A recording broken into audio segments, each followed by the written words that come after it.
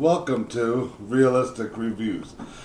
Now, if you've ever seen the movie The Hunted, I believe it's called, and you'll know what knife I'm talking about, Tops makes a really nice version of it. Unfortunately, I can't afford it because it's very expensive, so I got the very cheap version of it. And as you can see, there's a lot of tape here, and it's absolutely necessary. This sheath is absolute junk.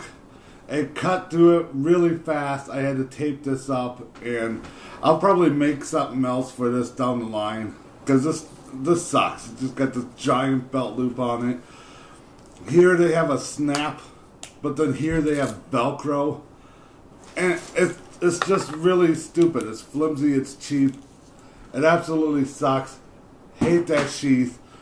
Seriously, they could have done way better. But the knife itself isn't bad.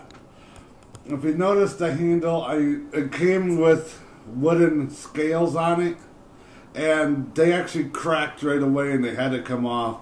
So what I did is I just wrapped it in paracord, and then to make it easier in my hand, I just wrapped some tape around it. And now it's actually really grippy. It feels really nice. The knife itself is very thick, and it's one solid piece of steel. And I know these things are cheap. Most people wouldn't even look twice at them. But I actually really like this knife. I don't remember how much I paid for it. I'm going to guess somewhere in the $15 range, if I remember right. But in my opinion, it was pretty worth it. It's actually quite sharp. I mean, it's not a razor by any means, but it is very sharp.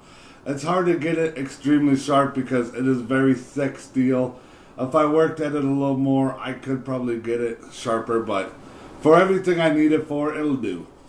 And it is very solid and very tough.